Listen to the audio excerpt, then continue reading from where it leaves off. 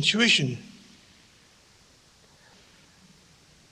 In the theistic tradition, there is a notion of clinging into a word. A certain act is regarded as displeasing to divine principles. A certain act is regarded as pleasing for the divine whatever. In the tradition of non-theism, however, it is very direct that the case history are not particularly important. What is actually important is here and now. Here and now. Now is definitely now. We try to experience what is available there on the spot. There's no point in thinking that the past did exist that we could have now. This is now. This very moment. Nothing mystical, just now, very simple, straightforward. And from that nowness, however, arises a sense of intelligence, always, that you are constantly interacting with the reality one by one, spot by spot, constantly. We actually experience fantastic precision, always. But we are threatened by the now, so we jump to the past or the future. Paying attention to the materials that exist in our life, all these choices takes place all the time, but none of them are regarded as bad or good per se. Everything we experience are unconditional experience.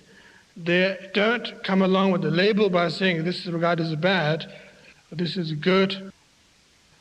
But we experience them, but we don't actually pay heed to them properly. We don't actually regard that as that we are going somewhere. We regard that as a hassle, waiting to be dead. Waiting to be dead. Waiting to be dead. Waiting to be dead.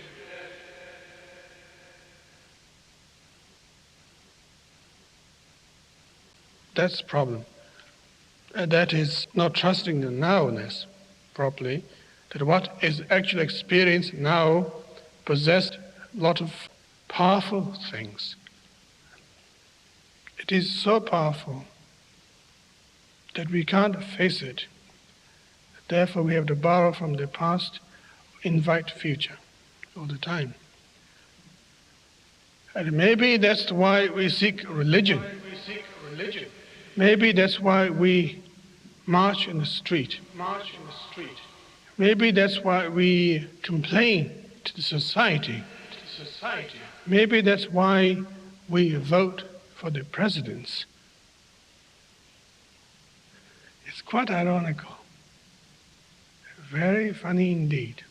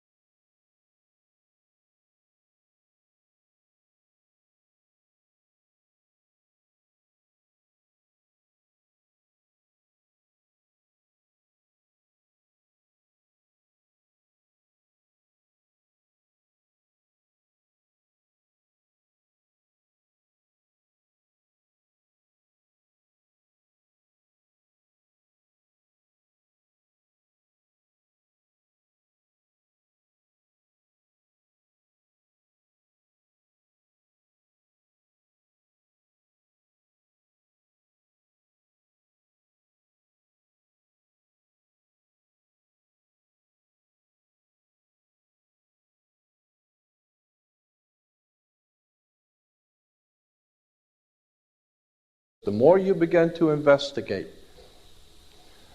what we think we understand, where we came from, what we think we're doing, the more you begin to see we've been lied to.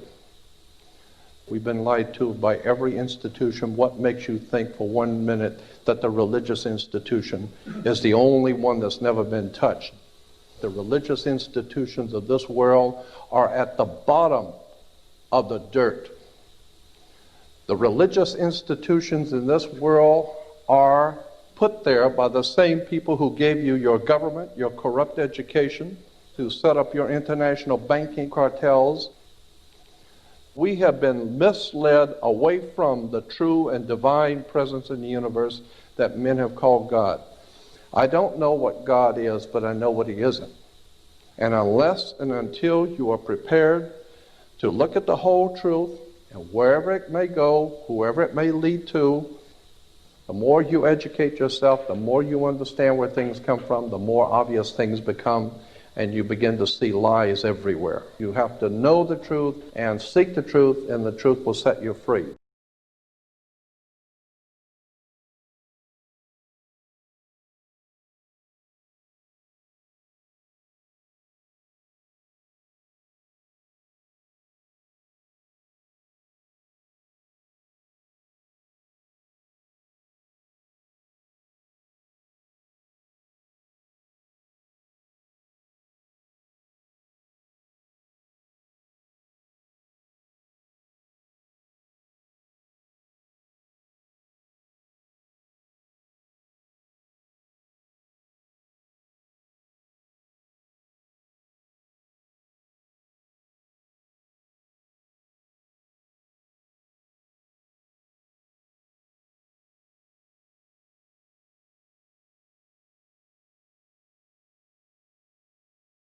Because I got to tell you the truth, folks. I got to tell you the truth. When it comes to bullshit, big time, major league bullshit, you have to stand in awe of the all-time champion of false promises and exaggerated claims, religion. Think about it. Religion has actually convinced people that there's an invisible man living in the sky who watches everything you do every minute of every day. And the invisible man has a special list of 10 things he does not want you to do. And if you do any of these 10 things, he has a special place full of fire and smoke and burning and torture and anguish where he will send you to live and suffer and burn and choke and scream and cry forever and ever till the end of time. But he loves you. He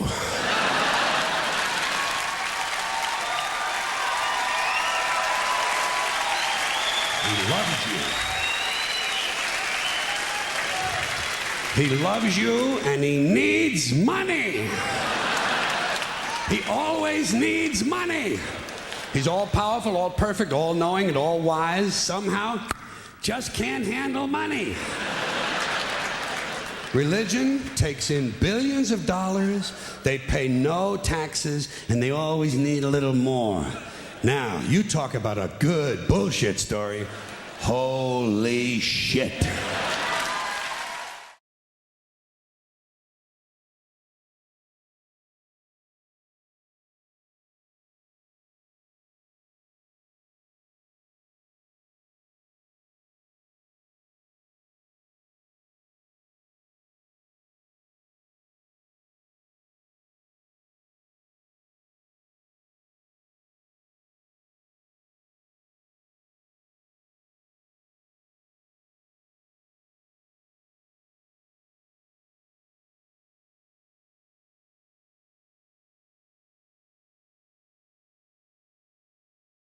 This is the sun.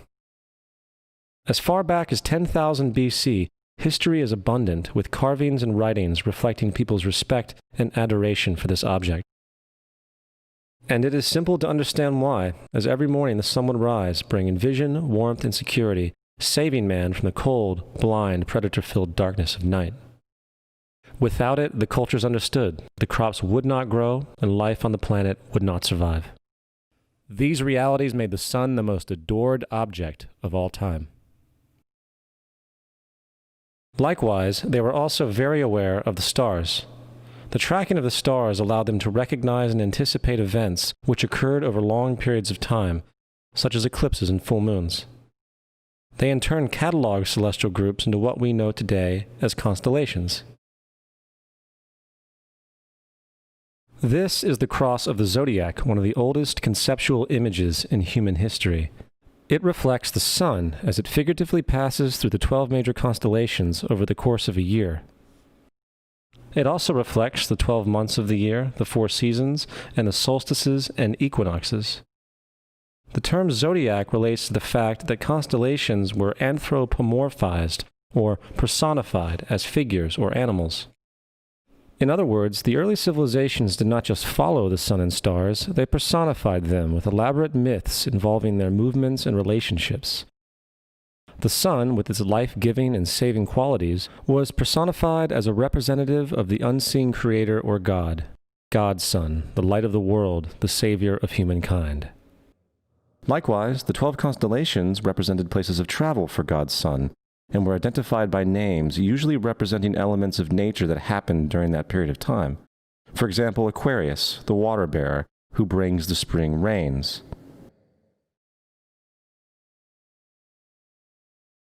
This is Horus. He is the sun god of Egypt of around 3000 BC.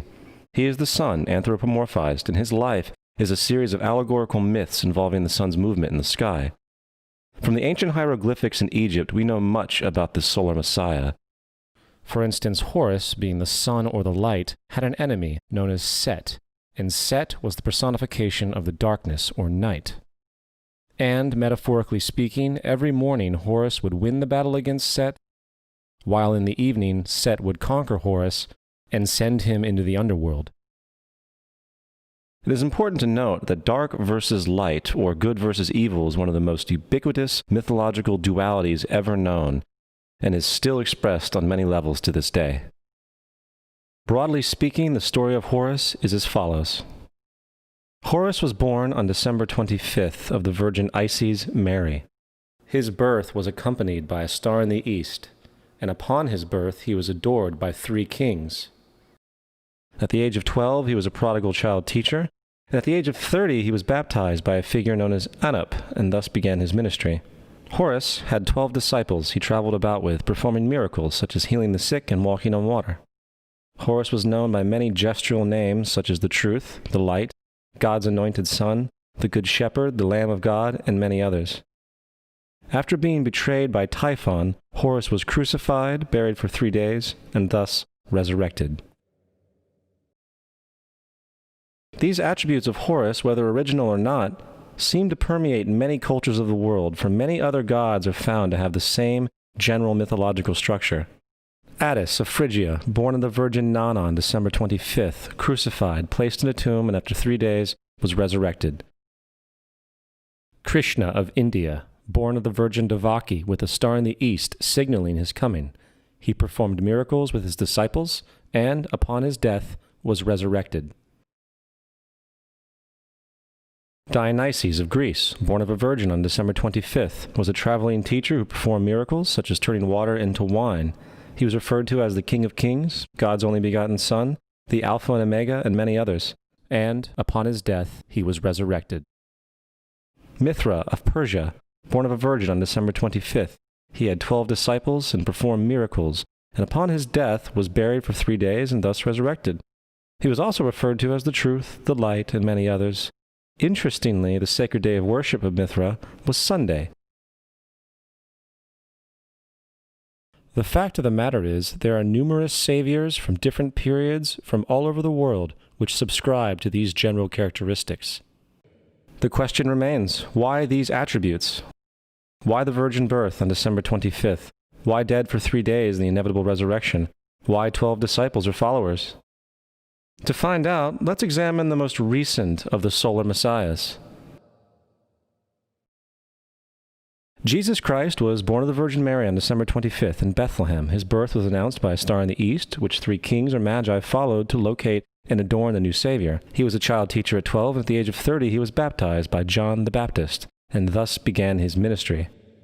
Jesus had 12 disciples, which he traveled about with, performing miracles such as healing the sick, walking on water, raising the dead. He was also known as the King of Kings, the Son of God, the Light of the World, the Alpha and Omega, the Lamb of God, and many, many others. After being betrayed by his disciple Judas and sold for 30 pieces of silver, he was crucified, placed in a tomb, and after 3 days was resurrected and ascended into heaven. First of all, the birth sequence is completely astrological.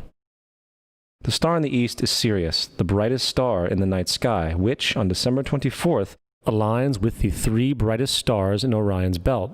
These 3 bright stars in Orion's belt are called today what they were called in ancient times, the 3 kings. And the 3 kings and the brightest star, Sirius, all point to the place of the sunrise on December 25th. This is why the 3 kings follow the star in the east, in order to locate the sunrise, the birth of the sun.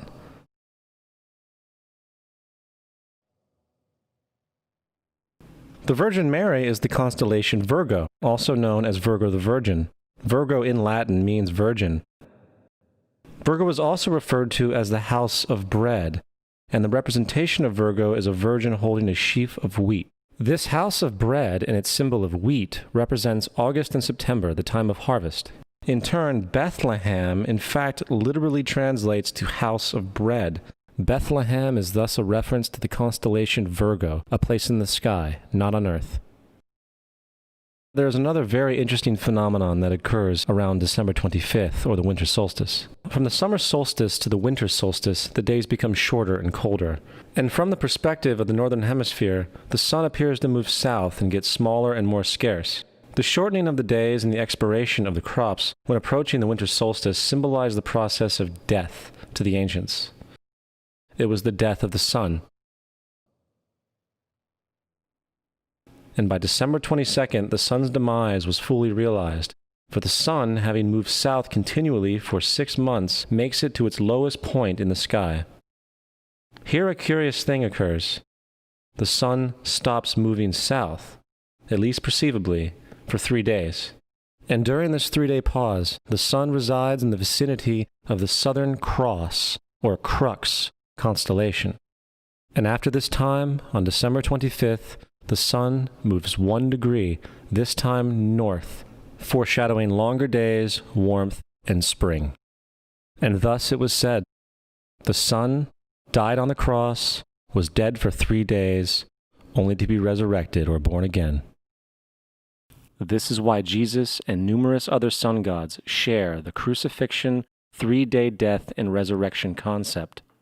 It is the sun's transition period before it shifts its direction back into the northern hemisphere, bringing spring and thus salvation.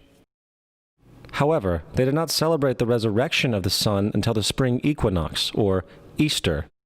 This is because at the spring equinox, the sun officially overpowers the evil darkness, as daytime thereafter becomes longer in duration than the night, and the revitalizing conditions of spring emerge.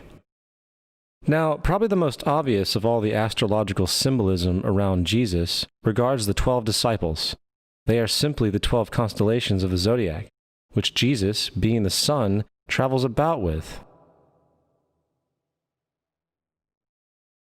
In fact, the number 12 is replete throughout the Bible.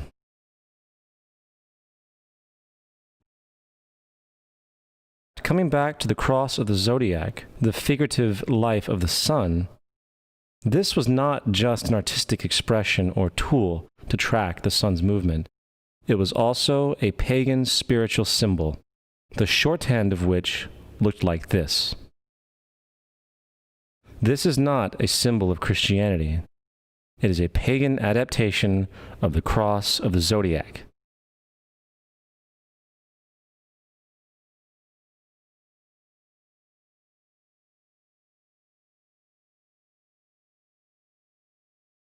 This is why Jesus in early occult art is always shown with his head on the cross, for Jesus is the Son of God, the light of the world, the risen Savior, who will come again, as it does every morning. the glory of God, who defends against the works of darkness, as he is born again every morning, and can be seen coming in the clouds, up in heaven, with his crown of thorns or sun rays.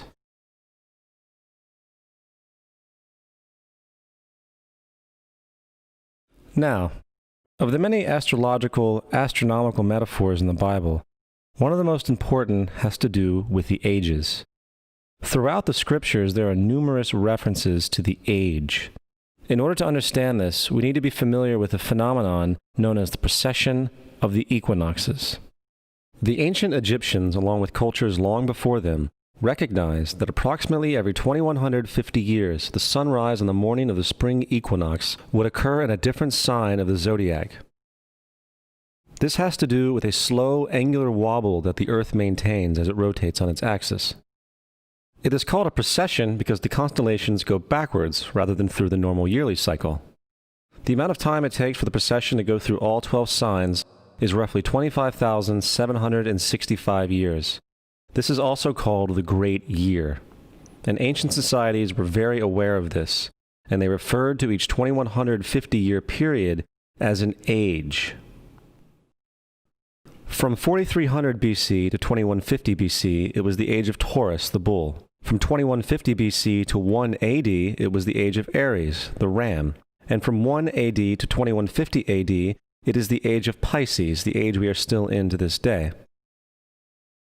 And in and around 2150, we will enter the new age, the age of Aquarius. Now, the Bible reflects, broadly speaking, a symbolic movement through 3 ages while foreshadowing a 4th. In the Old Testament, when Moses comes down Mount Sinai with the 10 Commandments, he is very upset to see his people worshiping a golden bull calf. In fact, he shattered the stone tablets and instructed his people to kill each other in order to purify themselves. Most biblical scholars will attribute this anger to the fact that the Israelites were worshiping a false idol or something to that effect. The reality is, the golden bull is Taurus the bull, and Moses represents the new age of Aries the ram. This is why Jews even today still blow the ram's horn. Moses represents the new age of Aries, and upon the new age, everyone must shed the old age. Other deities mark these transitions as well, such as Mithra, a pre-Christian god who kills the bull in the same symbology. Now Jesus is the figure who ushers in the age following Aries, the age of Pisces, or the 2 fish. Fish symbolism is very abundant in the New Testament. Jesus feeds 5,000 people with bread and 2 fish. When he begins his ministry walking along Galilee, he befriends 2 fishermen who follow him. And I think we have all seen the Jesus fish on the back of people's cars. Little do they know what it actually means. It is a pagan astrological symbolism for the sun's kingdom during the age of Pisces. Also, Jesus' assumed birth date is essentially the start of this age. At Luke 22:10, when Jesus is asked by his disciples where the last Passover would be, Jesus replies, "Behold, when ye are entered into the city, there shall a man meet you, bearing a pitcher of water. Follow him into the house where he entereth in." This scripture is by far one of the most revealing of all the astrological references. The man bearing the pitcher of water is Aquarius, the water bearer, who is always pictured as a man pouring out a pitcher of water. He represents the age after Pisces, and when the sun, God's Son, leaves the age of Pisces, Jesus, it will go into the house of Aquarius, as Aquarius follows Pisces in the precession of the equinoxes. All Jesus is saying is that after the age of Pisces will come the age of Aquarius.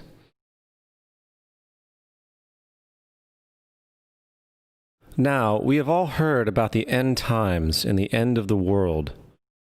The cartoonish depictions in the book of Revelation aside, a main source of this idea comes from Matthew 28:20, where Jesus says, "I will be with you even to the end of the world." However, in the King James Version, world is a mistranslation, among many mistranslations. The actual word being used is eon, which means age. I will be with you even to the end of the age, which is true, as Jesus' solar Piscean personification will end when the sun enters the age of Aquarius. The entire concept of end times and the end of the world is a misinterpreted astrological allegory. Let's tell that to the approximately 100 million people in America who believe the end of the world is coming. Furthermore, the character of Jesus being a literary and astrological hybrid is most explicitly a plagiarization of the Egyptian sun god Horus. For example, inscribed about 3,500 years ago on the walls at the Temple of Luxor in Egypt are images of the Annunciation, the miracle conception, the birth, and the adoration of Horus. The images begin with Thoth announcing to the Virgin Isis that she will conceive Horus, then Neph, the Holy Ghost, impregnating the Virgin, and then the virgin birth and the adoration. This is exactly the story of Jesus' miracle conception. In fact, the literary similarities between the Egyptian religion and the Christian religion are staggering.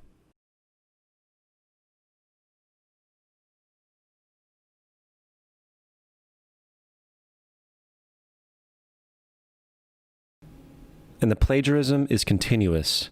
The story of Noah and Noah's Ark is taken directly from tradition. The concept of the Great Flood is ubiquitous throughout the ancient world, with over 200 cited claims in different periods and times. However, one need look no further for a pre-Christian source than the Epic of Gilgamesh, written in 2600 BC. This story talks of a great flood commanded by God, an ark with saved animals upon it, and even the release and return of a dove, all held in common with the biblical story, among many other similarities. And then there is the plagiarized story of Moses. Upon Moses' birth, it is said that he was placed in a reed basket and set adrift in a river in order to avoid infanticide. He was later rescued by a daughter of royalty and raised by her as a prince. This baby in a basket story was lifted directly from the myth of Sargon of Akkad of around 2250 BC. Sargon was born, placed in a reed basket in order to avoid infanticide, and set adrift in a river. He was in turn rescued and raised by Aki, a royal midwife. Furthermore, Moses is known as the lawgiver, the giver of the Ten Commandments, the Mosaic Law. However, the idea of a law being passed from God to a prophet up on a mountain is also a very old motif. Moses is just another lawgiver in a long line of lawgivers in mythological history. In India, Manu was the great lawgiver. In Crete, Minos ascended Mount Dicta, where Zeus gave him the sacred laws, while in Egypt there was Meses, who carried stone tablets and upon them the laws of God were written. Manu, Minos, Meses, Moses. And as far as the Ten Commandments, they are taken outright from spell 125 in the Egyptian Book of the Dead. What the Book of the Dead phrased, "I have not stolen," became "Thou shalt not steal." "I have not killed," became "Thou shalt not kill." "I have not told lies," became "Thou shalt not bear false witness," and so forth. In fact, the Egyptian religion is likely the primary foundational basis for the Judeo-Christian theology. Baptism, afterlife, final judgment, virgin birth, death and resurrection, crucifixion, the Ark of the Covenant, circumcision, saviors, Holy Communion, Great Flood, Easter, Christmas, Passover, and many, many more are all attributes of Egyptian ideas long predating Christianity and Judaism. Justin Martyr, one of the first Christian historians and defenders, wrote, "When we say that he, Jesus Christ, our teacher, was produced without sexual union, was crucified and died and rose again and ascended into heaven, we propound nothing different from what you believe regarding those who you esteem sons of Jupiter." In a different writing, Justin Martyr said, "He was born of a virgin, except this in common with what you believe of Perseus." It's obvious that Justin and other early Christians knew how similar Christianity was to the pagan religions. However, Justin had a solution. As far as he was concerned, the devil did it. The devil had the foresight to come before Christ and create his characteristics in the pagan world. Fundamentalist Christianity, fascinating. These people actually believe the world is 12,000 years old. Swear to God. I actually asked one of these guys, okay, dinosaur fossils. He says, dinosaur fossils? God put those here to test our faith.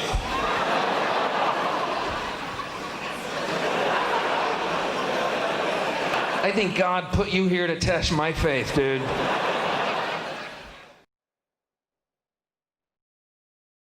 The Bible is nothing more than an astrotheological literary hybrid, just like nearly all religious myths before it. In fact, the aspect of transference of one character's attributes to a new character can be found within the book itself. In the Old Testament, there is the story of Joseph. Joseph was a prototype for Jesus. Joseph was born of a miracle birth. Jesus was born of a miracle birth. Joseph was of 12 brothers. Jesus had 12 disciples. Joseph was sold for 20 pieces of silver. Jesus was sold for 30 pieces of silver. Brother Judah suggests the sale of Joseph. Disciple Judas suggests the sale of Jesus. Joseph began his work at the age of 30. Jesus began his work at the age of 30. The parallels go on and on. Furthermore, is there any non-biblical historical evidence of any person living with the name Jesus, the son of Mary, who traveled about with 12 followers, healing people and the like? There are numerous historians who lived in and around the Mediterranean either during or soon after the assumed life of Jesus. How many of these historians document this figure? Not one. However, to be fair, that doesn't mean defenders of the historical Jesus haven't claimed the contrary. 4 historians are typically referenced to justify Jesus' existence. Pliny the Younger, Suetonius, and Tacitus are the first 3. Each one of their entries consists of only a few sentences at best, and only referred to Christus or the Christ, which in fact is not a name but a title. It means the Anointed One. The 4th source is Josephus, and this source has been proven to be a forgery for hundreds of years. Sadly, it is still cited as truth. You would think that a guy who rose from the dead and ascended into heaven for all eyes to see and performed the wealth of miracles acclaimed to him would have made it into the historical record. It didn't, because once the evidence is weighed, there are very high odds that the figure known as Jesus did not even exist.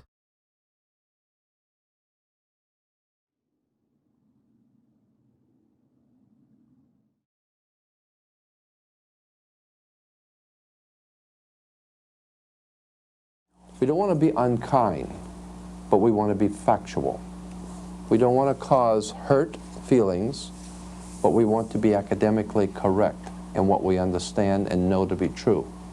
Christianity just is not based on truth. We find that Christianity was in fact nothing more than a Roman story, developed politically. The reality is, Jesus was the solar deity of the Gnostic Christian sect, and like all other pagan gods, he was a mythical figure. It was the political establishment that sought to historize the Jesus figure for social control. In 325 AD in Rome, Emperor Constantine convened the Council of Nicaea. It was during this meeting that the politically motivated Christian doctrines were established, and thus began a long history of religious bloodshed and spiritual fraud. And for over the next 1,000 years, the Vatican maintained a political stranglehold on all of Europe, leading to such joyous periods as the Dark Ages, along with enlightening events such as the Crusades and the Inquisition. Christianity, along with all other related theologies, is an historical fraud. These religions now serve to detach the species from the natural world, and likewise each other. They support blind submission to authority.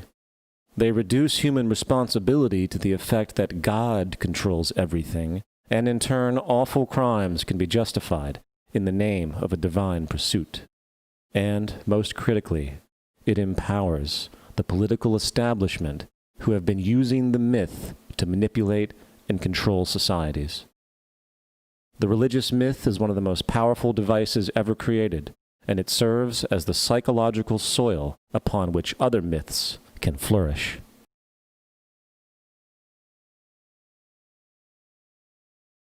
A myth is an idea that, while widely believed, is false.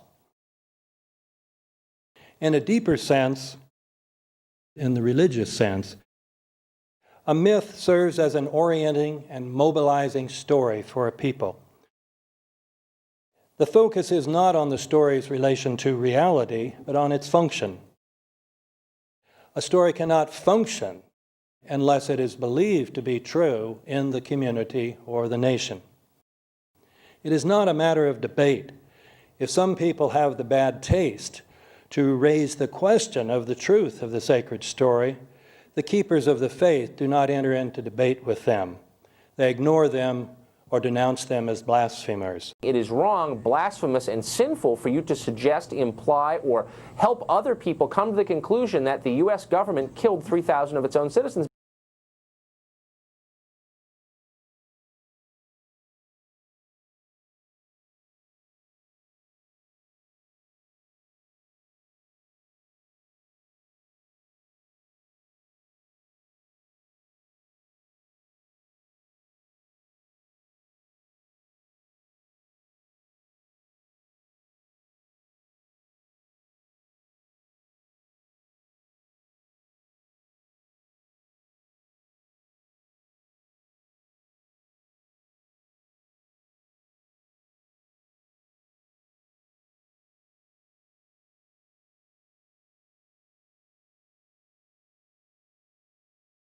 As if a demolition team set off when you see the old demolitions of these old buildings. It looks like one of those scenes of an old building being purposely dynamited and blown up. Anybody who's ever watched a building being demolished on purpose knows that if you're going to do this, you have to get at the under-infrastructure of a building and bring it down. The way the structure is collapsing, this was the result of something that was planned. It's not accidental that the first tower just happened to collapse and then the second tower just happened to collapse in exactly the same way.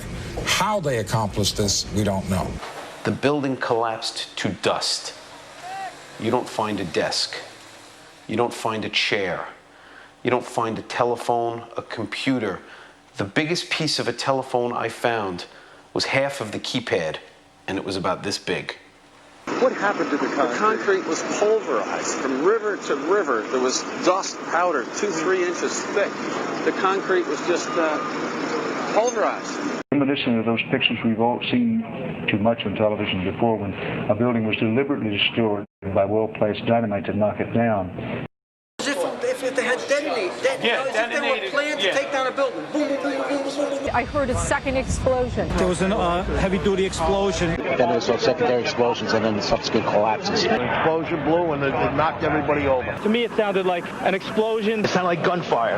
Bang, bang, bang, bang, bang. And then all of a sudden, 3 big explosions. We heard a big explosion coming down. And then the entire top of the building just blew up. We saw some kind of explosion. By the force of the explosions. Big explosion. Blew us back into the 8th floor. Then we get to the lobby, there's this big explosion. And the lobby looked as though a bomb had exploded there. A huge explosion now, raining debris. It's been a huge explosion. Huge explosion that we all heard and felt. We just witnessed some kind of follow-up explosion. We heard a very loud blast, an explosion. A secondary explosion at Tower 1 camp. That is another bomb going off. He thinks that there were actually devices that were planted in the building. Planted in the building.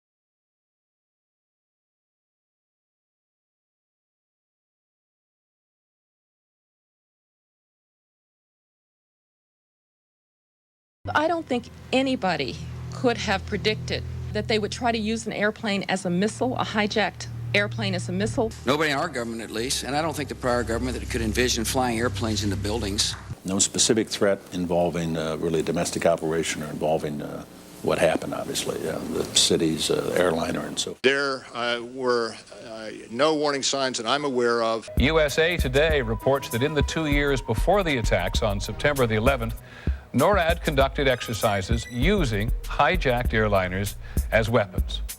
And one target was the World Trade Center.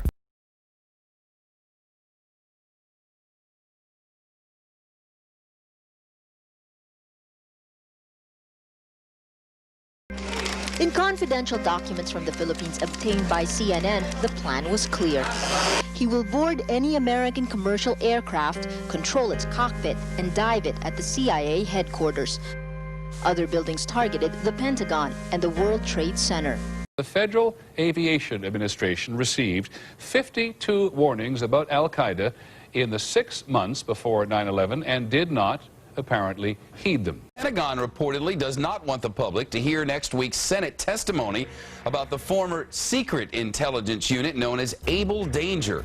And it identified Mohammed Atta and 3 other 9/11 terrorists as members of an al-Qaeda cell in Brooklyn, New York, more than a year before the attacks. And we found 2 of the 3 cells which conducted the 9/11 attacks. Lieutenant Colonel Tony Schaefer, who was the first member of Able Danger to go public, has now been told in writing by the Defense Intelligence Agency that he can't speak to members of Congress or their staff without prior approval.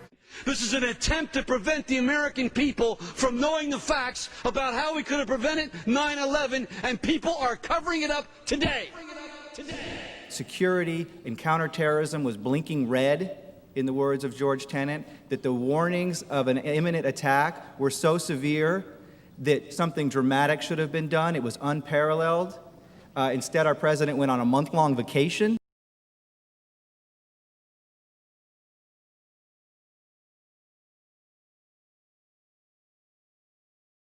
The head of Pakistani intelligence at the ISI, Mahmoud Ahmed, requested Omar Sheikh to wire $100,000 to Mohammed Atta, who was the lead hijacker. Hijacker Mohammed Atta received wire transfers via Pakistan. The man sending the money to Atta is believed to be Ahmed Umar Saeed Sheikh. Omar Sheikh admitted he was supported by the Pakistan government's intelligence service, the ISI.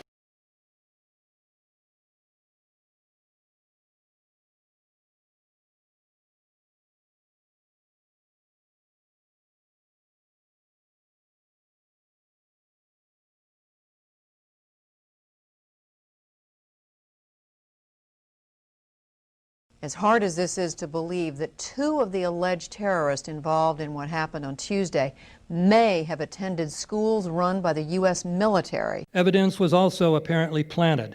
The passport of one of the hijackers on Flight 11 was allegedly found in the rubble. The hijacker's passport was found blocks from the World Trade Center crash site, if you can believe that. The 9/11 hijackers are alive and well. That's according to the chief of Japan's Democratic Party, who says 9/11 is a hoax. Several of these 19 men are still alive.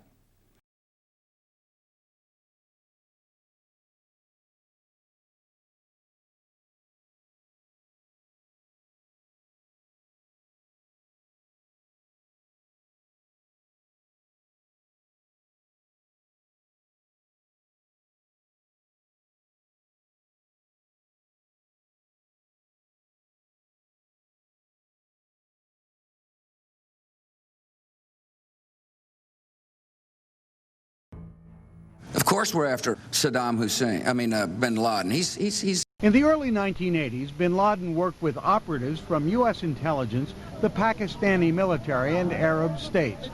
January 2001, the Bush administration orders the FBI and intelligence agencies to back off investigations involving the bin Laden family, including 2 of Osama bin Laden's relatives, who were living, guess where, in Falls Church, Virginia, right next to CIA headquarters. When he was already America's most wanted criminal, he reportedly spent 2 weeks in the American hospital in Dubai, was treated by an American doctor, and visited by the local CIA agent. We have not seen one piece of evidence that links Osama bin Laden directly to the planning stages of September 11th. This failure to provide proof was later said to be unnecessary because bin Laden, in a video allegedly found in Afghanistan, admitted responsibility for the attacks.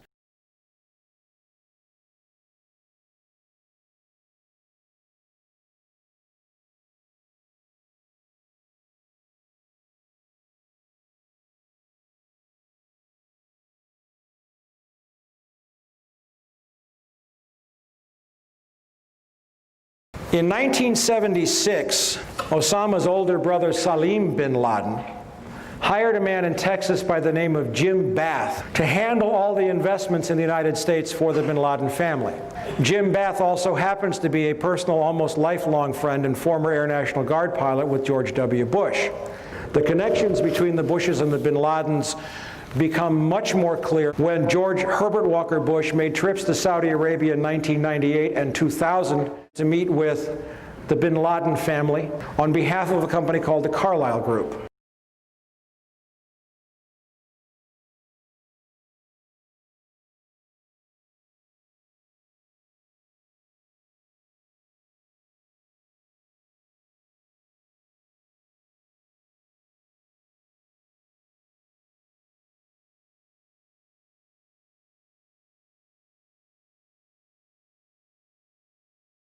How could anyone fly a 60-ton, 125-foot wide, 44-foot tall plane through this obstacle course? The aircraft, before striking the Pentagon, reportedly executed a 270-degree downward spiral, and yet Hani Hanjour was known as a terrible pilot who could not safely fly even a small plane.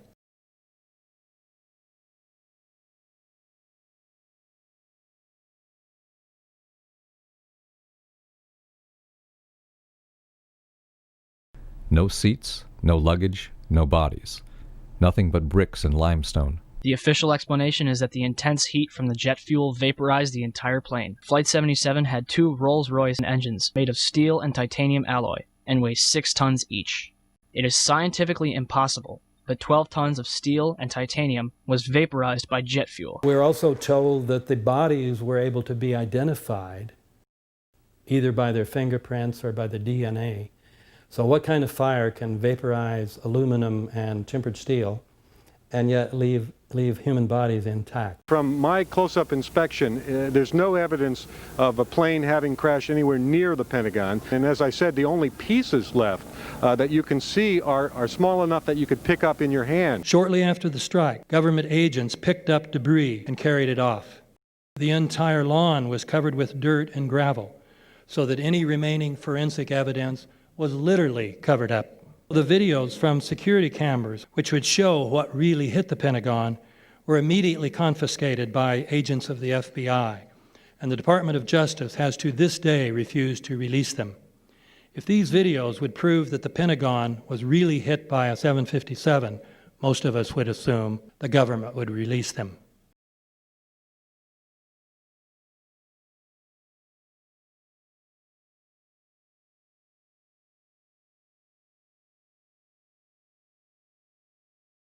It looks like there's nothing there except for a hole in the ground.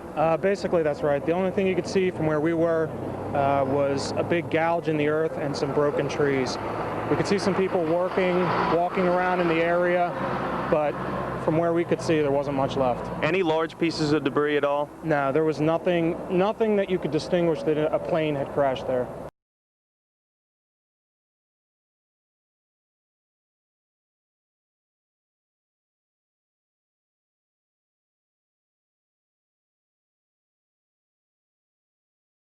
The FBI and the state police here have confirmed that they have cordoned off a second area about 6 to 8 miles away from the crater here. This is apparently another debris site. Why would debris be located 6 miles away? Could it have blown that far away? Seems highly unlikely.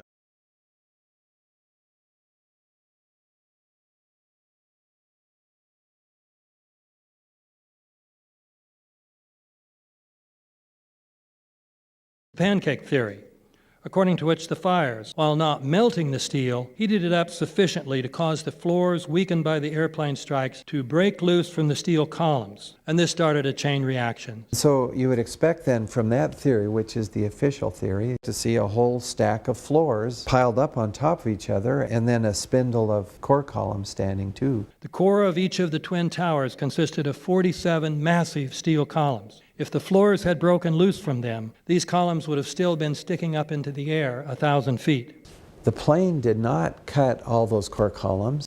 We designed the buildings to take the impact of the Boeing 707 hitting the building at any location. The building probably could sustain multiple impacts of jetliners.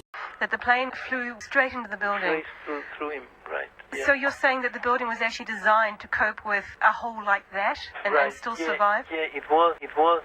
If you had dropped, say, a billiard ball from the top of the World Trade Center, 110 floors up there, it would have taken 8 to 10 seconds to hit the ground, encountering no resistance whatsoever. The Twin Towers came down in nearly free-fall speed.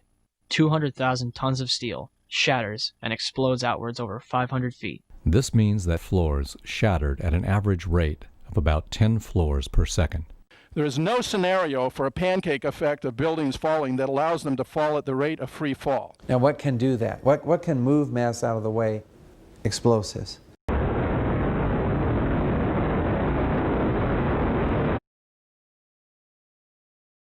"47 huge steel columns going up the core, and they're interconnected. How do you get them to fail simultaneously so the core disappears? It looks like those core columns were cut. The way we do this is by cutting the beam at an angle.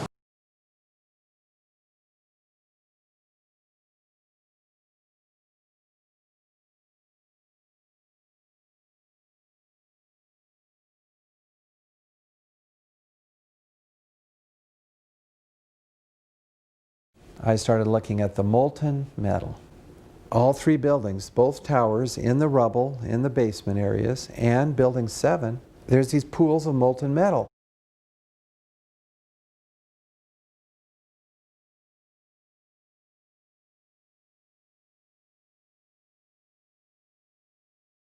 You'd get down below and you'd see molten steel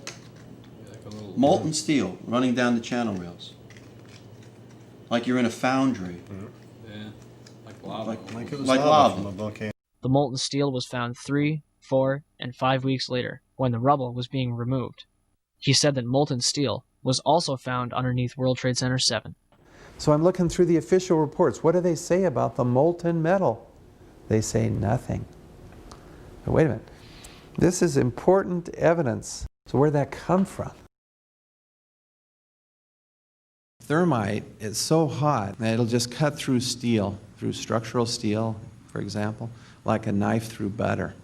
The products are molten iron and aluminum oxide, which goes off primarily as a dust. You know those enormous dust clouds? You can imagine when you assemble these chemicals on a large scale. So, Professor Niels Harrit, you examined the rubble that came from the World Trade Center. What did you find in it? Well, in there we find remains of what we characterize as a thermitic material. And this is a very energetic material which can be used either for melting iron or it can be designed as an explosive. The evidence for controlled demolition is overwhelming. I told you that the thermite reaction produced molten iron.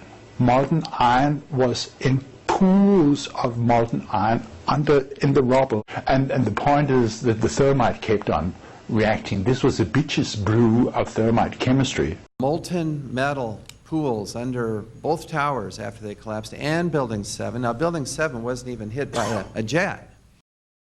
Part of the problem is that most people simply don't know much about Building 7 due to the extraordinary secrecy surrounding this collapse. And this was a 47-story skyscraper. This building fell at 5:25. It was not hit by a plane. This building had fires on only 2 or 3 floors. And it was brought down by what we know was a controlled demolition. Demolitions, they look just like that. A kink in the middle, and then that building just comes straight down, almost at free fall speed.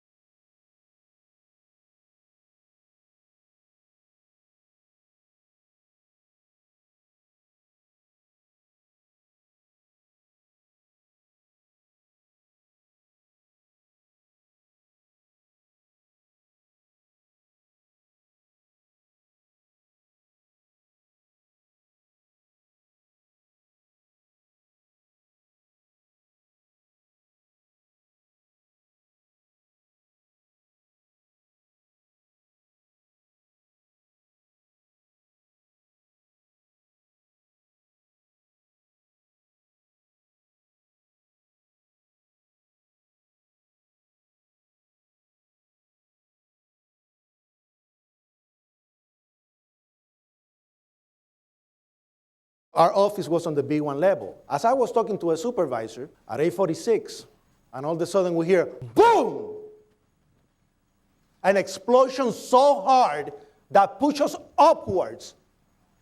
And it came from the basement between the B2 level and the B3 level. And when I went to verbalize, we hear, boom!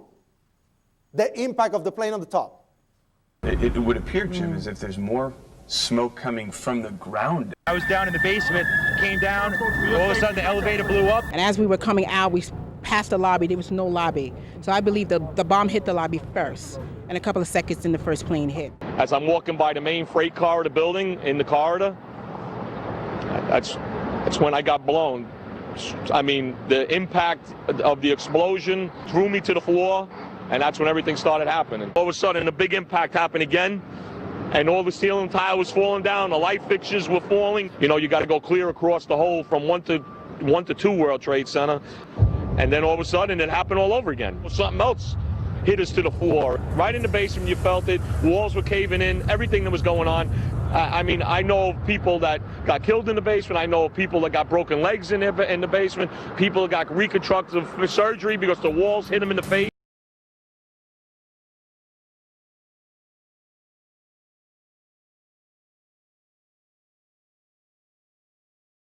According to standard operating procedure, if an FAA flight controller notices anything that suggests a possible hijacking, the controller is to contact a superior. If the problem cannot be fixed within about a minute, the superior is to ask NORAD, the North American Aerospace Command, to send up or scramble jet fighters to find out what is going on. NORAD then issues a scramble order to the nearest Air Force base with fighters on alert.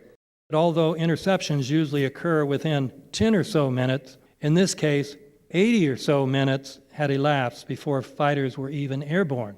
It's a mind-bending anomaly. Not a single U.S. Air Force interceptor turns a wheel until it's too late. There are no jets at all. What if they were so confused and had been so deliberately confused that they couldn't respond? The reason that they didn't know where to go was because a number of conflicting and overlapping war game exercises were taking place. It involved the insertion of false radar blips onto radar screens in the Northeast Air Defense Sector. Center Team U, we have a problem here. We have a hijacked aircraft headed towards New York. We need someone to scramble some F-16s or something up there to help us out. Is this real world or exercise? Is this real world or exercise? There was another exercise, Vigilant Warrior, which was, in fact, according to a NORAD source, a live-fly hijack drill being conducted at the same time. With only 8 available fighter aircraft, and they have to be dispatched in pairs, they were dealing with as many as 22 possible hijacks on the day of 9/11, and they couldn't separate the war game exercises from the actual hijacks.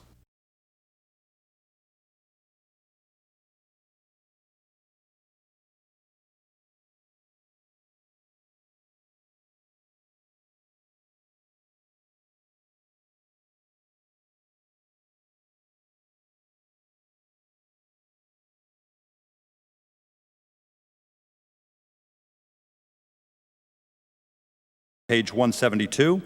The U.S. government has not been able to determine the origin of the money used for the 9/11 attacks. Ultimately, the question is of little practical significance. The American authorities have not managed to trace the source of the funding. And then the most amazingly disingenuous statement ultimately is it of little consequence. It is of massive consequence. Doesn't it matter who paid for 9/11? The collapse of Building 7 has been recognized as especially difficult to explain.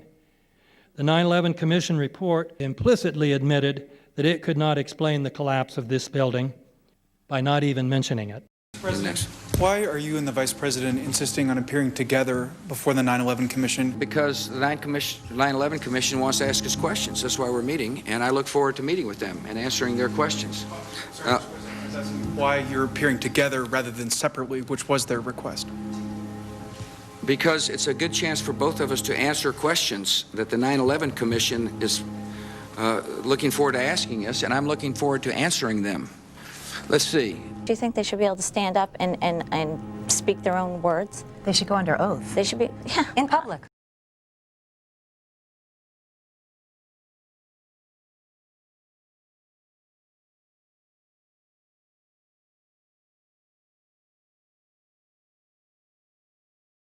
Don't you think that the families deserve to have a transcript or to be able to see what you Adam, said? you asked me that question yesterday.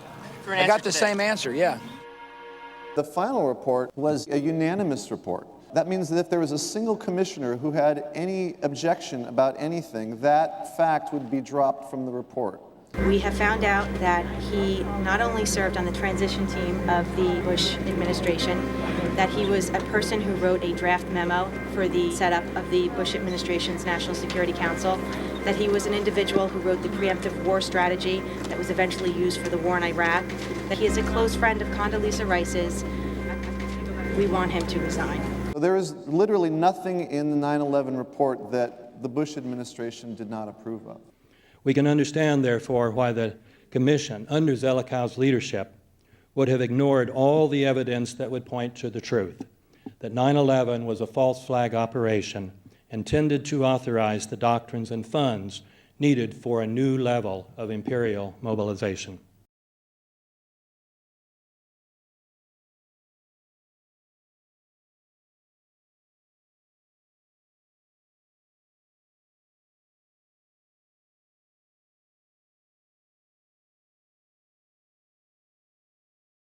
Armed with knives, armed with chemical, biological, nuclear weapons. Fanatics, terrorists, September 11th. September 11th, killers, September 11th, terrorists. Terrorists of Al-Qaeda, terrorists, nuclear weapons, terrorists. 9/11, terror, terrorist, evil. September 11th, September 11th. The terrorists, war and danger. September 11th, terrorism, global terrorism, terrorism, terrorists. Terrorists, terrorists, terrorists, terrorists, the terrorists. Terrorists, terrorist, terrorism. September 11th, global terrorism, terrorists. Terrorism. September 11th, world terrorism. Terrorism. September 11th, global terrorism. September the 11th, terror. Weapons of mass destruction. September the 11th, terrorists. The evil terrorists, no.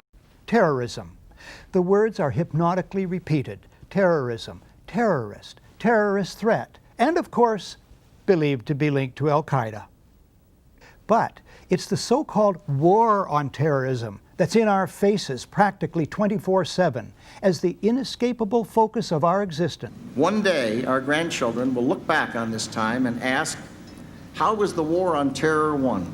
The entire U.S. ruling class, ruling elite, comes to see terrorism as the preferred means, indeed the only means, to provide social cohesion, to provide an enemy image for the society to keep it together. According to neocon theory from Carl Schmitt, you have to have an enemy image in order to have a society. It's a very dangerous thing because now it means that the entire social order, the political parties, intellectual life, politics in general, all based on a monstrous myth.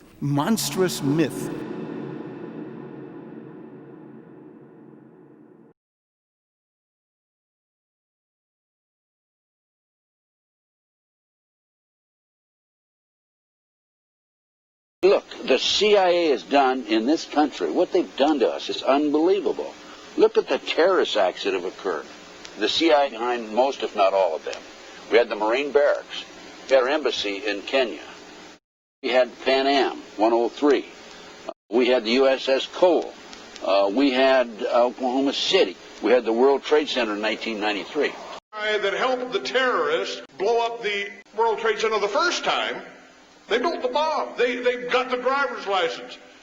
The informant, the informant, a fellow named Salam, a 43-year-old former Egyptian army officer, he was given the assignment to put the bomb together. And he went to his supervisor, his FBI supervisor, and said, we're going to put a dummy bomb in here, right? And the FBI supervisor said, no, we're going to put a real bomb. FBI agents might have been able to prevent last February's deadly explosion at New York's World Trade Center. They discussed secretly substituting harmless powder for the explosives, but they didn't, according to the FBI's own informant, Imad Salem. Unbeknownst to the FBI at the time, Salem recorded many of his conversations with his handlers. Unfortunately for them, there were only 6 people killed, not enough to pass the legislation. So what happened is 2 years later, April 19, 1995, down comes Oklahoma City Murrah building, 168 people killed. 1 year later, the anti-terrorism legislation that takes away many of our constitutional rights and civil liberties is passed.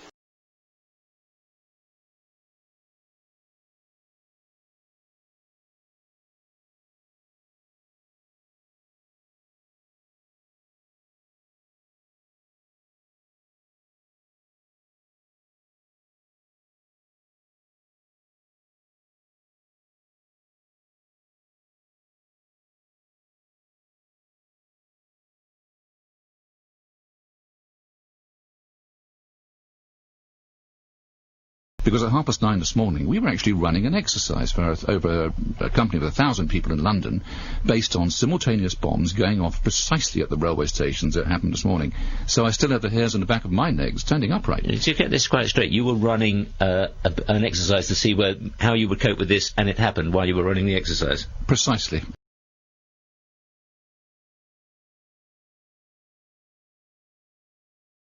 Supposed to believe is some kind of coincidence, there was also an anti-terrorist drill going on 7/7. And again, just like 9/11, they were talking about attacks on the same targets, the same kind of tube stations, and exactly the same time as the actual attack happened, providing some kind of cover for what must be operations orchestrated in some way by the state.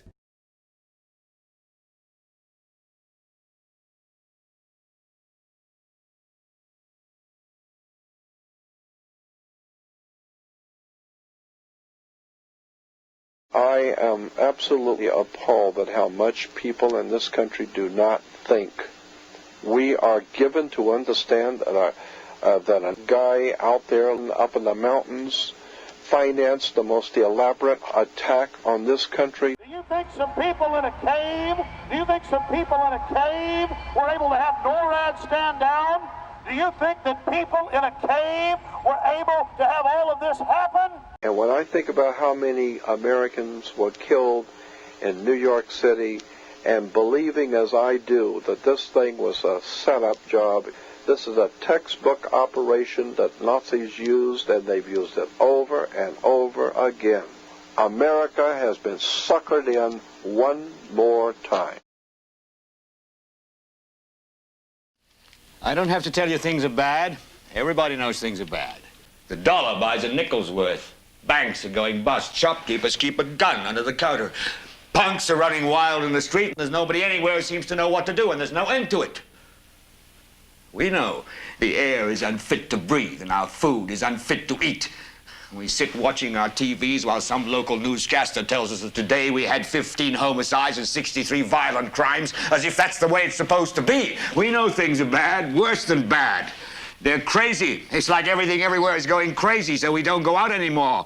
We sit in the house, and slowly the world we're living in is getting smaller, and all we say is, please, at least leave us alone in our living rooms. Let me have my toaster and my TV and my steel-belted radios, and I won't say anything. Just leave us alone. Well, I'm not going to leave you alone. I want you to get mad. I don't want you to protest. I don't want you to riot. I don't want you to write to your congressmen because I wouldn't know what to tell you to write. I don't know what to do about the depression and the inflation and the Russians and the crime in the street. All I know is that first, you've got to get mad. You've got to say, I'm a human being. God damn it. My life has value.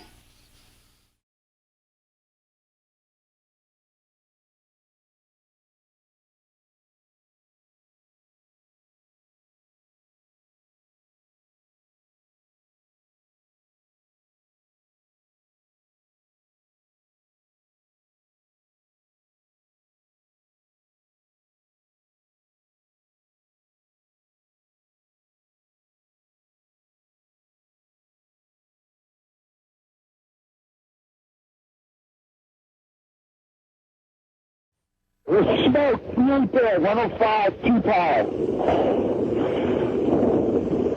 It's right there, it's black, it's iron. My wife thinks I'm all right. I called her and said I was leaving the building, I was fine, and I'm banged. To 3 of us, 2 broken windows. Oh, God! Ah!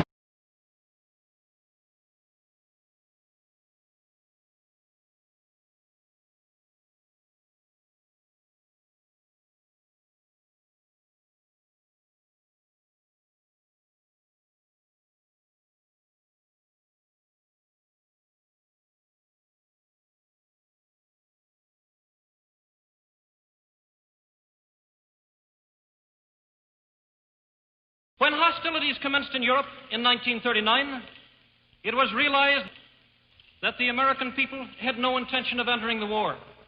But they believed that this country could be enticed into the war in very much the same way that it was enticed into the last one. They planned, first, to prepare the United States for foreign war under the guise of American defense. Second, to involve us in the war, step by step, without our realization. Third, to create a series of incidents which would force us into the actual conflict. These plans were, of course, to be covered and assisted by the full power of their propaganda. Our theaters soon became filled with plays portraying the glory of war. Newsreels lost all semblance of objectivity, and they have used the war to justify the restriction of congressional power and the assumption of dictatorial procedures on the part of the President and his appointees. A fear campaign was inaugurated. We cannot allow the natural passions and prejudices of other peoples to lead our country to destruction.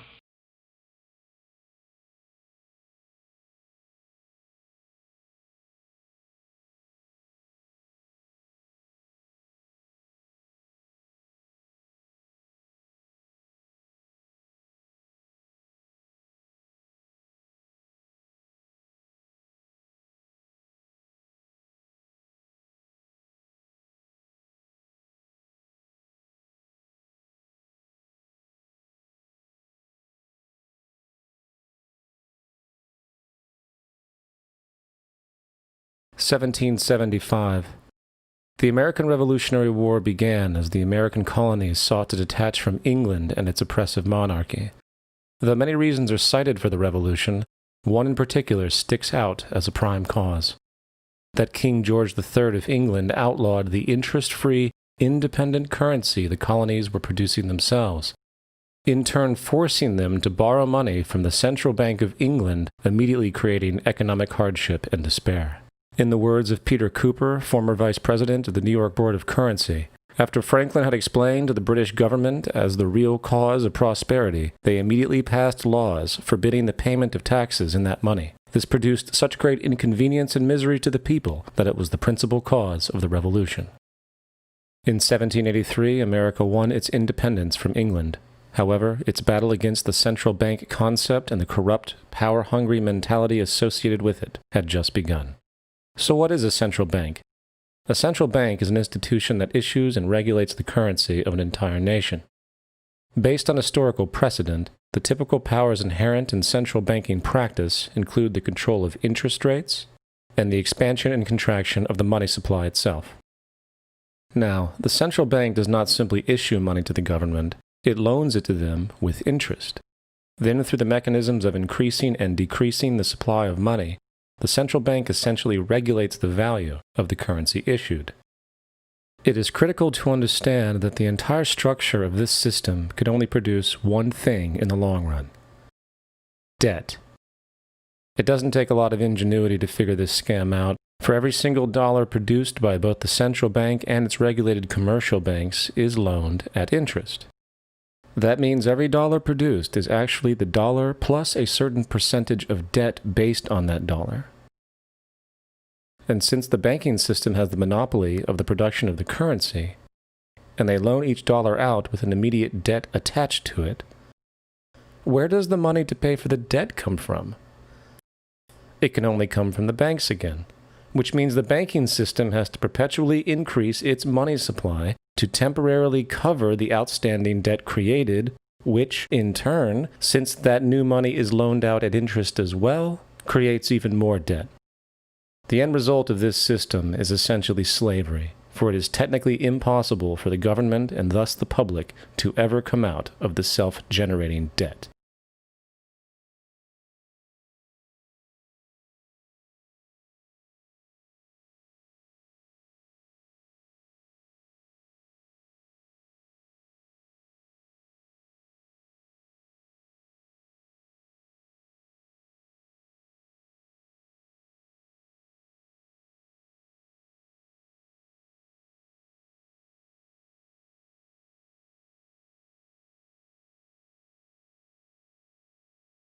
By the early 20th century, the U.S. had already implemented and removed a few central banking systems, which were maneuvered into place by ruthless banking interests.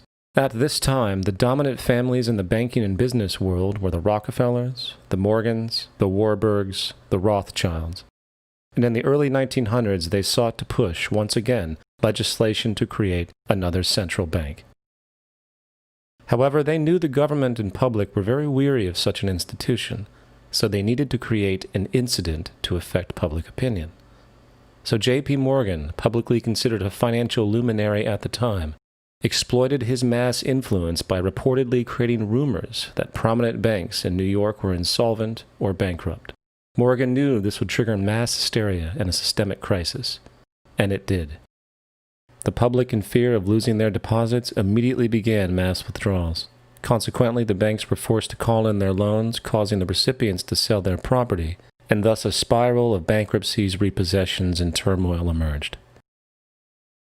Putting the pieces together years later, Congressman Charles Lindbergh wrote, "The King bankers put in motion in 1907 a great scheme. They had gambled and speculated on Wall Street until so many watered stocks and bonds had been manufactured. The King bankers knew the condition and informed the favorite of their friends what was to come. There was to be a panic in the fall of 1907, and it would be advertised as the result of our bad banking and currency laws." The Panic of 1907 led to a congressional investigation headed by Senator Nelson Aldrich, who had intimate ties to the financial powers and later became part of the Rockefeller family through marriage. The commission led by Aldrich recommended a central bank should be implemented so a panic like 1907 could never happen again. This was the spark that the bankers needed to initiate their plan.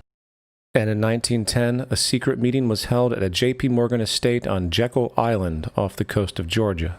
It was there that the central banking bill called the Federal Reserve Act was written. This legislation was written by bankers, not lawmakers. This meeting was so secretive, so concealed from government and public knowledge, that most of the figures who attended disguised their names when en route to the island. And after this bill was constructed, it was then handed over to their political frontman, Senator Nelson Aldrich, to push through Congress. And in 1913, with heavy political sponsorship by the bankers, Woodrow Wilson became president, having already agreed to sign the Federal Reserve Act in exchange for campaign support. And a few days before Christmas, when much of Congress was at home with their families, the Federal Reserve Act was voted in, and Wilson in turn made it law. The night before its passage, Congressman Charles Lindbergh pleaded, "This act establishes the most gigantic trust on earth. When the President signs this act, the invisible government by the money power will be legalized." Now, the public was told that the Federal Reserve System was an economic stabilizer, and inflation and economic crises were a thing of the past. Well, as history has shown, nothing was further from the truth. The fact is, the bankers now had a streamlined machine for economic manipulation.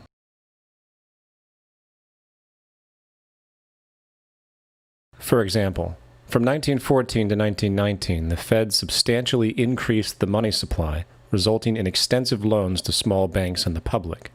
Then, in 1920, the Fed deliberately contracted credit in an extreme way, thus resulting in banks having to call in large numbers of loans, and, just like 1907, bank runs, bankruptcy, and systemic collapse occurred. Numerous competitive banks outside of the Federal Reserve System collapsed, further consolidating the monopoly of the money trust cartel.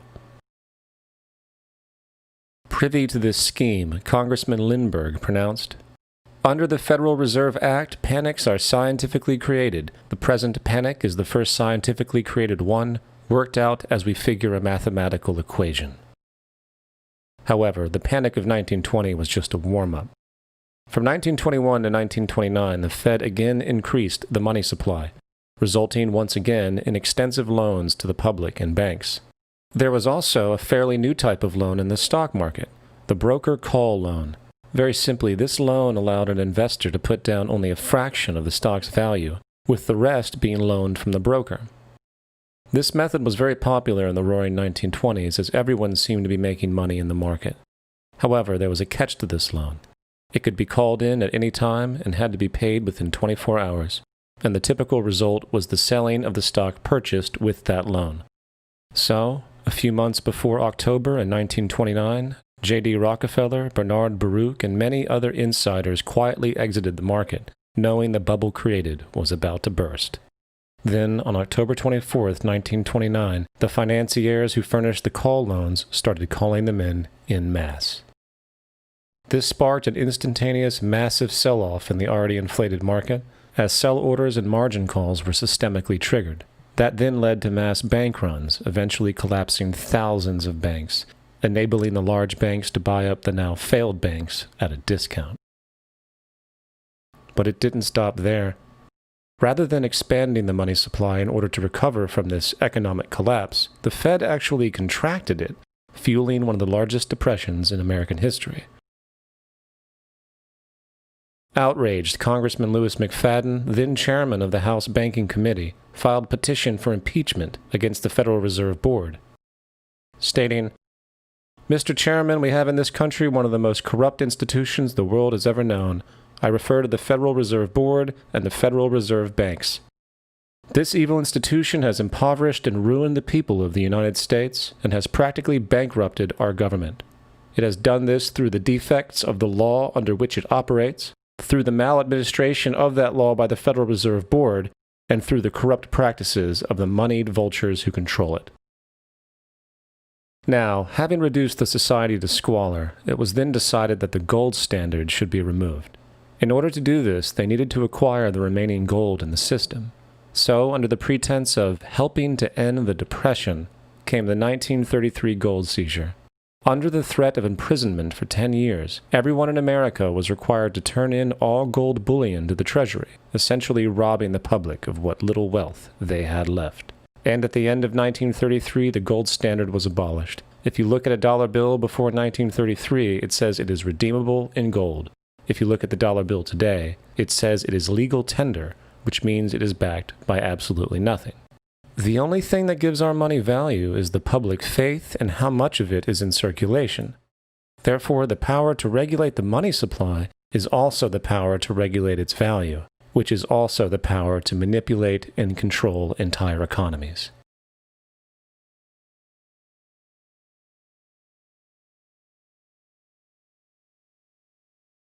It is important to clearly understand the Federal Reserve is a private corporation. It is about as Federal Express.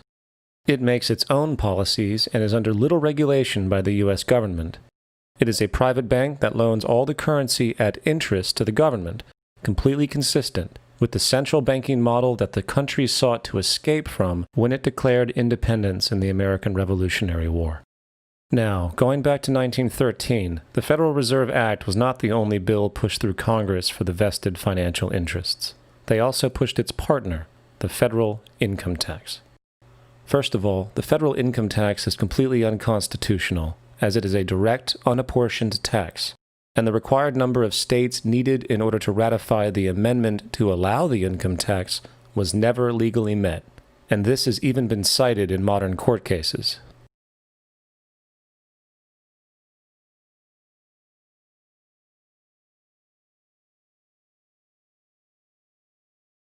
Second, at the present day, roughly 25% of the average worker's income is taken from them via this tax. That means you work 3 months out of the year to fulfill this tax obligation. And where does that money go? According to the Grace Commission report of the 1980s, 100% of what is collected is absorbed solely by interest on the federal debt and by federal government contributions to transfer payments. In other words, all individual income tax revenues are gone before 1 nickel is spent on the services which taxpayers expect from their government. Today, the money Americans make working 3 months out of the year goes almost entirely to the interest fees charged for the debt-based fiat currency. The fact is, the federal income tax exists to feed the Federal Reserve federal government money machine, making sure the interest payments are always there. And third, even with the government claim as to the legality of the income tax, there is still evidently no statute, no law in existence that requires you to pay this tax. I really expected that, of course, there's a law that you can point to in the law book, the code, that requires you to file a tax return. Of course there is. I was at that point where I couldn't find the statute that clearly made a person liable, at least not me and most people I know.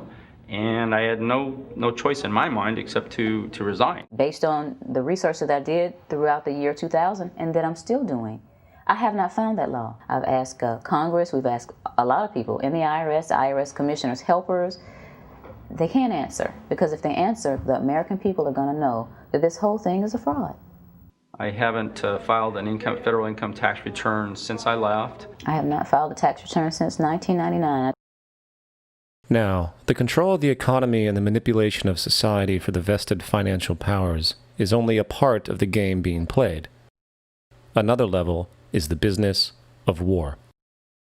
Since the inception of the Federal Reserve in 1913, a number of large and small wars have commenced.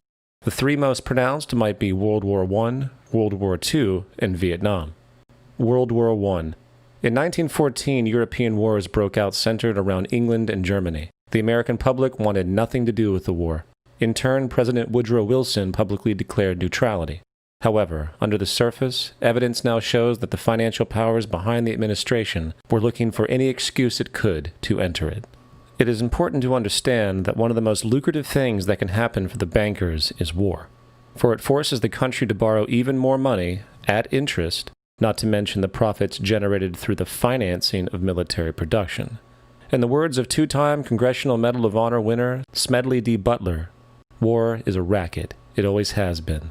It is possibly the oldest, easily the most profitable, surely the most vicious. It is the only one international in scope, and it is the only one in which the profits are reckoned in dollars and the losses in lives. Woodrow Wilson's top advisor and mentor was Colonel Edward House, a man found to have intimate connections with the financial interests of the time. In a conversation with Colonel House, Wilson's advisor, and Sir Edward Grey, the Foreign Secretary of England, regarding America and the war, Grey inquired, "What will America do if Germans sink an ocean liner with American passengers on board?" House responded, "I believe that a flame of indignation would sweep the United States, and that by itself would be sufficient to carry us into war." So, on May 7, 1915, a ship called the Lusitania was sent where German military vessels were known to be. And, as likely expected, German U-boats torpedoed the ship, exploding stored munitions, killing 1,200 people. To further understand the obvious anticipation of this setup, the German embassy actually put advertisements in the New York Times telling people that if they boarded the Lusitania, they did so at their own risk, as such a ship sailing from America to England through the war zone would be liable to destruction. In turn, and as anticipated, the sinking of the Lusitania caused a wave of anger among the American population, and America entered the war a short time after. Major General Smedley D. Butler summarizes the monetary reality of World War I.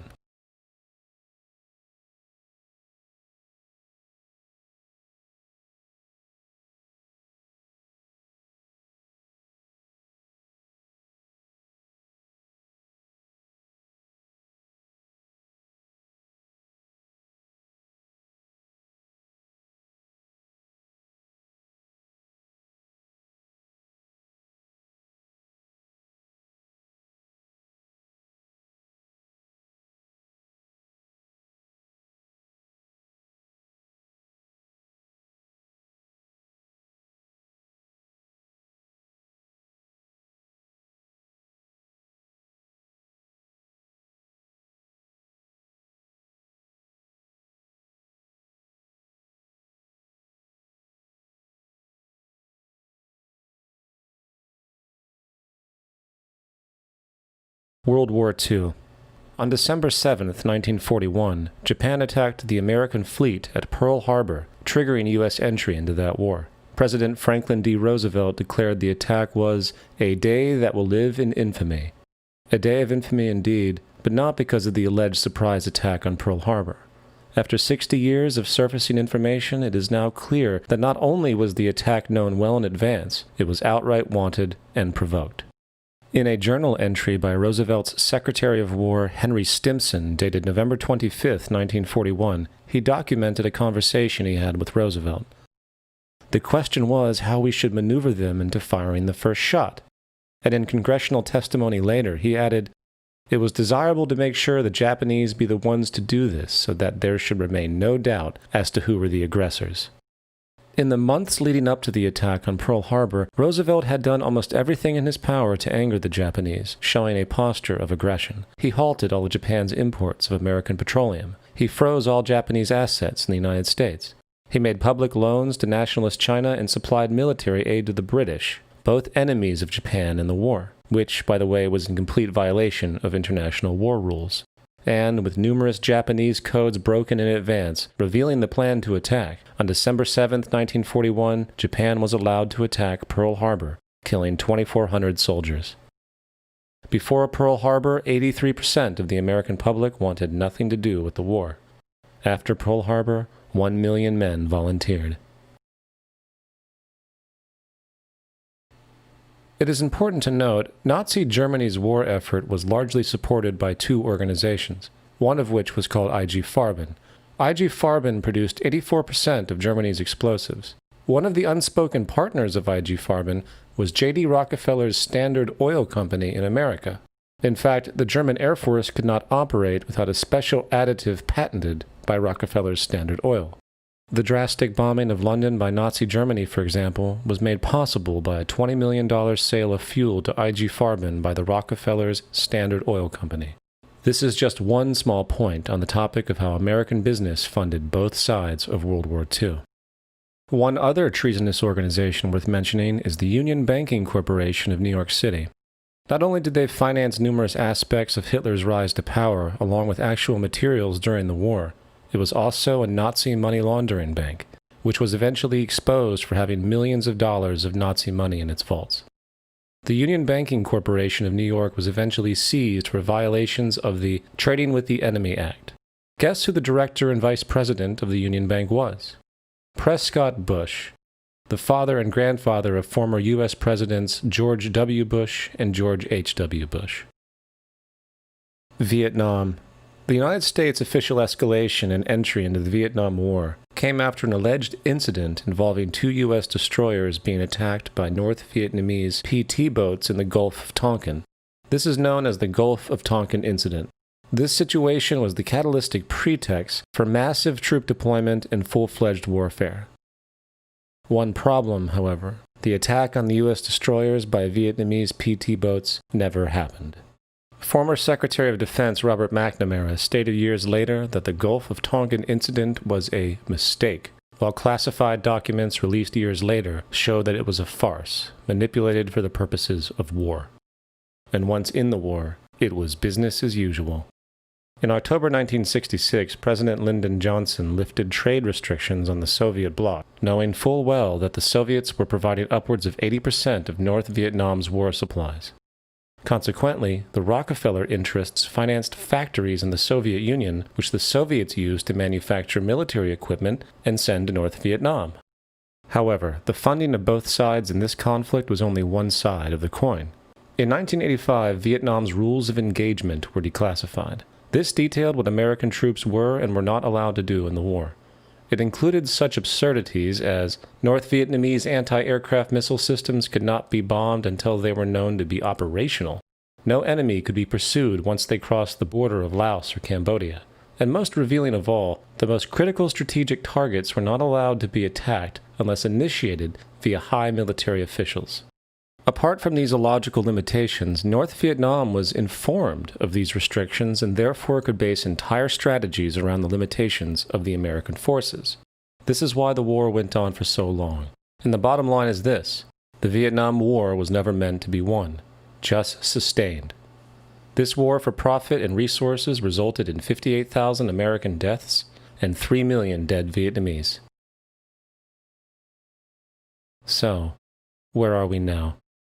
September 11th was the jumpstart for a hegemonic agenda, enabling the possibility of constant global warfare. It was a staged war pretext, no different than the sinking of the Lusitania, the provoking of Pearl Harbor, and the Gulf of Tonkin lie. In fact, if 9/11 wasn't a planned war pretext, it would be an exception to the rule. It has been used to launch two unprovoked illegal wars, one against Iraq and the other against Afghanistan. However, 9/11 was a pretext for another war as well. The war against you. The Patriot Act, Homeland Security, the Military Tribunals Act, and other legislations are all completely designed to destroy your civil liberties and protect those in power. Currently in the United States, unannounced to most Americans, your home can be searched without a warrant, without you being home, You can in turn be detained indefinitely with no charges revealed to you, no access to a lawyer, and legally tortured, all under the suspicion that you might be a terrorist. If you need a painted picture of what is happening, let's recognize how history repeats itself. In February 1933, Hitler staged a false flag attack, burning down his own German parliament building, the Reichstag, blaming it on communist terrorists. Within the next few weeks, he passed the Enabling Act, which completely eradicated the German Constitution, destroying people's liberties. He then led a series of preemptive wars, all justified as necessary to maintaining homeland security.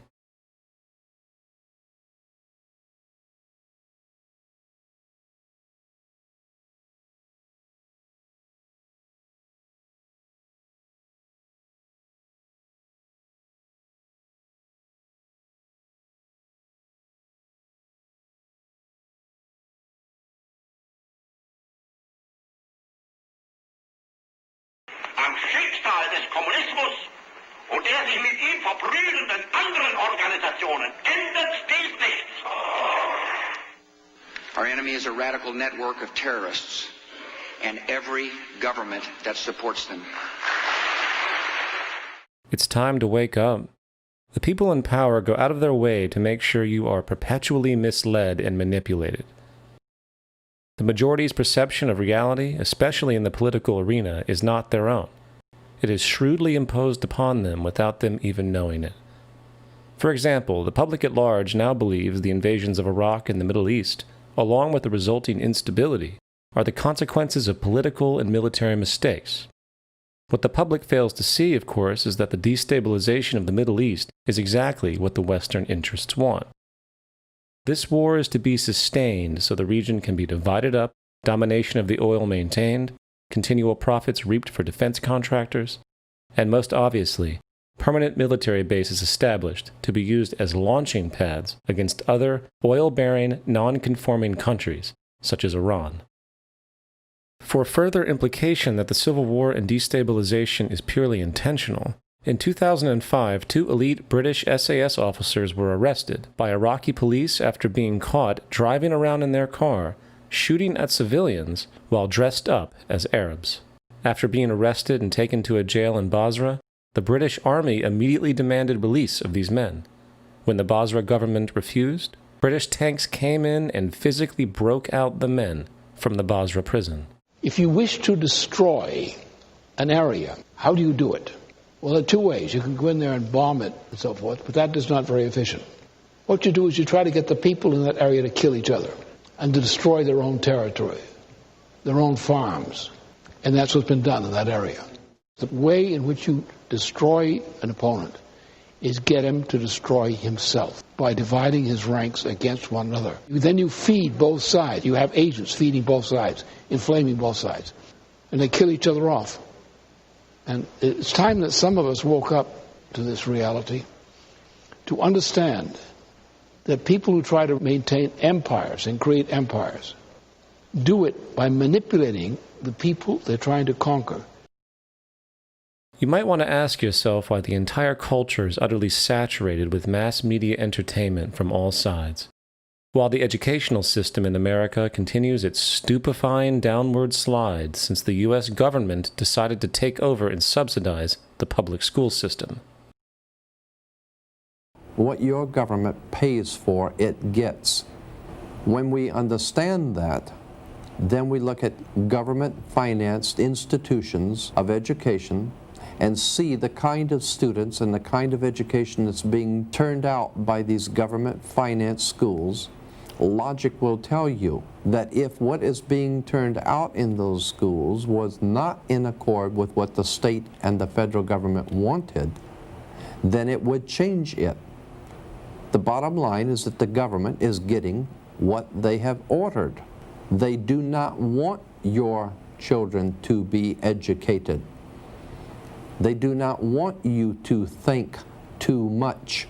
That is why our country and our world has become so proliferated with entertainments, mass media, television shows, amusement parks, drugs, alcohol, and every kind of entertainment to keep the human mind entertained, so that you don't get in the way of important people by doing too much thinking. You had better wake up and understand that there are people who are guiding your life and you don't even know it. We're in a lot of trouble because you people and 62 million other Americans are listening to me right now, because less than 3% of you people read books, because less than 15% of you read newspapers, because the only truth you know is what you get over this tube. Right now, there is an entire generation that never knew anything that didn't come out of this tube. This tube is the gospel, the ultimate revelation. This tube can make or break presidents, popes, prime ministers. This tube is the most awesome goddamn force in the whole godless world. And woe is us if it ever falls into the hands of the wrong people. And when the largest company in the world controls the most awesome goddamn propaganda force in the whole godless world, who knows what shit will be peddled for truth on this network. So you listen to me. Listen to me. Television is not the truth. Television is a goddamn amusement park. Television is a circus, a carnival, a traveling troupe of acrobats, storytellers, dancers, singers, jugglers, sideshow freaks, lion tamers, and football players. We're in the boredom-killing business. But you people sit there day after day, night after night, all ages, colors, creeds. We're all you know.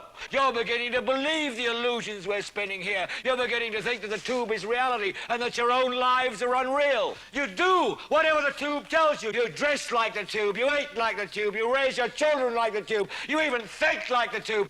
This is mass madness, you maniacs. In God's name, you people are the real thing. We are the illusion. The last thing the power establishment wants is a conscious, informed public capable of critical thinking.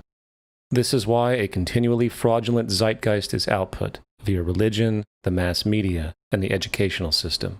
It is in their interest to keep you in a distracted, naive bubble, and they are doing a damn good job of it. This is Aaron Russo, a filmmaker and former politician. To his left is Nicholas Rockefeller of the Council on Foreign Relations. After maintaining a close friendship with Nicholas, Aaron eventually ended the relationship, appalled by what he had learned. I got a call one day from an attorney woman I knew, and she said, "Would you like to meet one of the Rockefellers?" I said, "Sure, I'd love to." And we became friends, and he began to divulge a lot of things to me. So he said to me one night, he said that there's going to be an event there, and out of that event, you're going to see we're going to go into Afghanistan, so we can run pipelines from the Caspian Sea. We're going to go into Iraq to take the oil and establish a base in the Middle East, and we're going to go into Venezuela and try and get rid of Chavez. And the first two they've accomplished. Chavez they didn't accomplish. And he said you're going to see guys going into caves looking for looking for people that they're never going to find. You know, he was laughing about the fact that you have this war on terror. There's no real enemy. He's talking about how by having this war on terror, you can never win it because so it's an eternal war. And so you can always keep taking people's liberties away. And I said, how are you going to convince people that this war is real? He says, but the media. The media can convince everybody it's real. I mean, you know, it's just that you keep talking about things. You keep saying it over and over and over again, and eventually people believe it. You know, you created the Federal Reserve in 1913 through lies. You create 9/11, which is another lie. Through 9/11, then you're fighting a war on terror, and now all of a sudden you go into Iraq, which was another lie, and now they're going to do Iran. You know, and it's all one thing leading to another, leading to another, leading to another. Now, I would say, what are you doing this for? What's the point of this thing? You have all the money in the world you ever want. You have all the power. I said, you know, you're hurting people. It's not a good thing. And he would say, what do you care about the people for? Take care of yourself and you take care of your family. And then I said to him, what are the ultimate goals here? He said, the ultimate goal is to get everybody in this world chipped with the RFID chip. and have all money be on those chips and everything on those chips. And if anybody wants to protest what we do or violate what we want, we just turn off their chip. So how far will the sickness of power go? To what lengths will those in control go in order to maintain and preserve their positions? We have a Florida family who are really pioneers in a brave new world. They have volunteered to be the first ever to have microchip identification devices implanted into their body. After 9/11, I was really concerned with the security of my family. I wouldn't mind having something planted permanently in my arm that would identify me. George Orwell, in his famed and possibly prophetic work 1984, stated, "Power is not a means, it is an end. The object of persecution is persecution. The object of torture is torture. The object of power is power." Today, symptoms of a surveillance society continue to grow, as irrational fears of invisible enemies, coupled with rising economic instability, spread across the globe. It is under this guise of security that we can foreshadow a world where everyone is tracked, everyone is on camera, and everyone is subordinated. The most incredible aspect of all, such totalitarianism would likely not be forced upon the people, rather the people will demand it. For the social manipulation of society through the generation of fear and division has completely inhibited the culture. Religion, patriotism, race, wealth, class, and every other form of arbitrary separatist identification and thus conceit has served to create a controlled population, utterly malleable in the hands of the few. Divide and conquer is the motto, and as long as people continue to see themselves as separate from everything else, they lend themselves to being completely enslaved. However, if the people ever realize the truth of their relationship to nature, and the truth of their personal power to effect change, the entire manufactured zeitgeist that's preyed upon would collapse like a house of cards.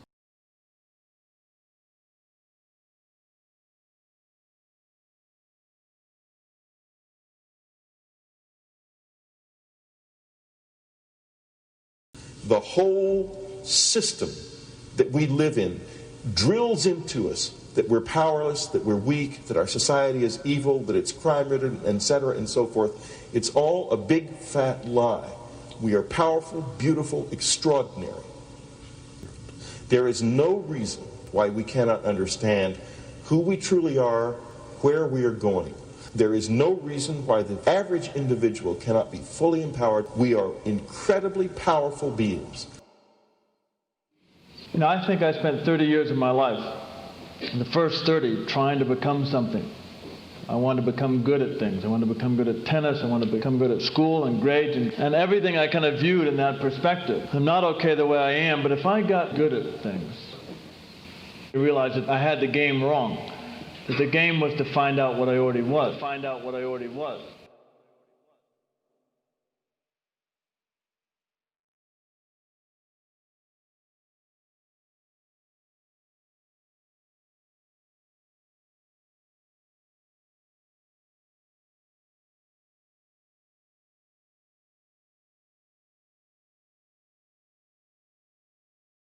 Now, in our culture, we've been trained for individual differences to stand out. So you look at each person, the immediate hit is brighter, dumber, older, younger, richer, poorer, and we make all these dimensional distinctions, put them in categories, and treat them that way. And we get so that we only see others as separate from ourselves in the ways in which they're separate. And one of the dramatic characteristics of experience is being with another person and suddenly seeing the ways in which they are like you, not different from you, and experiencing the fact that which is essence in you and which is essence in me is indeed one. The understanding that there is no other. It is all one. And I wasn't born Richard Alpert. I was just born as a human being. And then I learned this whole business of who I am and whether I'm good or bad or achieving or not. All that's learned along the way.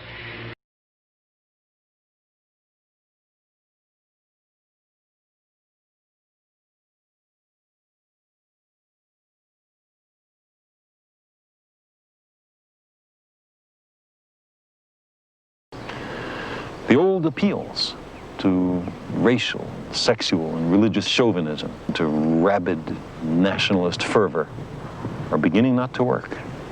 A new consciousness is developing which sees the earth as a single organism and recognizes that an organism at war with itself is doomed.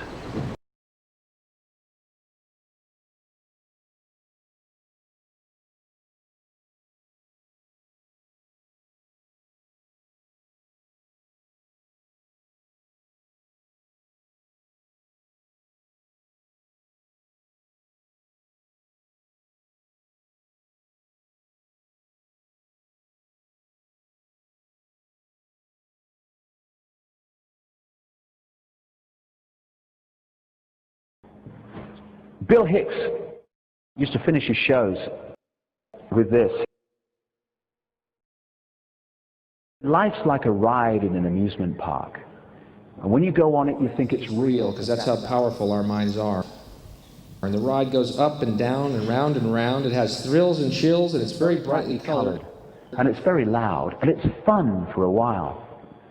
Some have been on the ride for a long time, and they begin to question, is this real, or is this just a ride? And other people have remembered, and they come back to us and they say, hey, don't worry. Don't be afraid ever, because this is just a ride. And we kill those people. Shut him up. I've got a lot invested in this ride. Shut him up. Look at my furrows of worry. Look at my big bank account and my family. This has to be real. It's just a ride.